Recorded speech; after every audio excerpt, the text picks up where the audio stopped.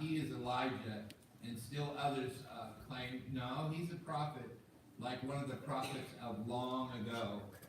But when Herod heard this, he said, John, the man I beheaded, has been raised from the dead. For Herod himself had given the orders to have John arrested, and he had him bound and put in prison. He did this because of Herodias, his brother Philip's wife, whom he had married. For John had been saying to Herod, it is unlawful for you to have your brother's wife. And so Herodias nursed a grudge against John and wanted to kill him.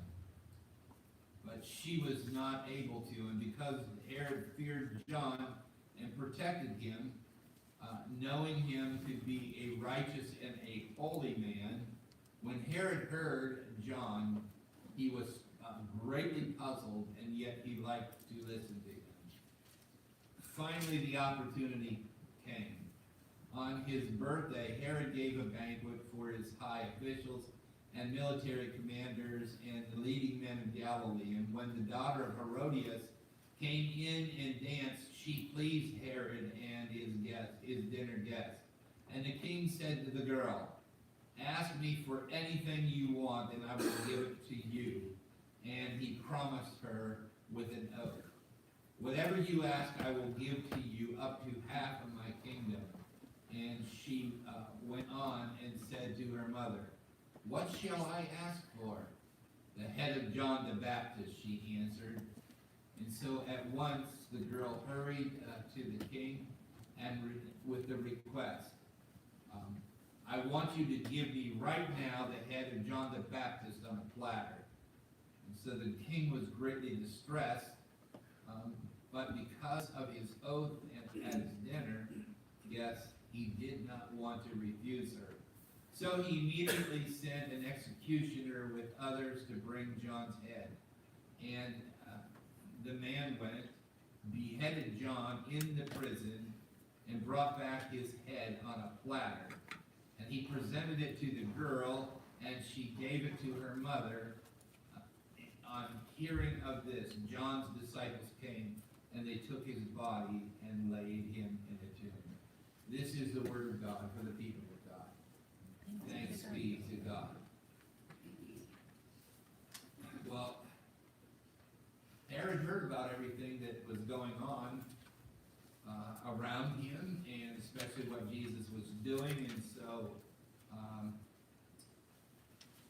he wants to know, who is this Jesus? Remember, the whole thing about Mark, please do not forget this. Mark is trying to tell us who Jesus is, because a lot of people don't get it. How do you respond to those things? How do you personally respond to the fact that Jesus, who lived 2,000 years ago, fulfilled 25 prophecies from the Old Testament? You see, this is what the people were dealing with. And there were there who were eyewitnesses. Eyewitnesses who watched Jesus fulfill those prophecies. And they also were there to see him resurrected from the dead. They were eyewitnesses to this. And they also died. They were willing to die for Jesus. So 11 of the 12 disciples died for Jesus.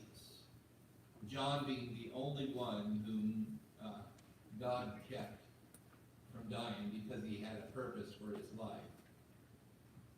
And so there was a lot of stuff going on at that time, people talking about it. And here we are 2,000 years later, talking about all kinds of things about who Jesus was. And so all of this leads to confronting people with the mystery. And they have to explain who they think Jesus is. And the thing is this, they're all getting it wrong.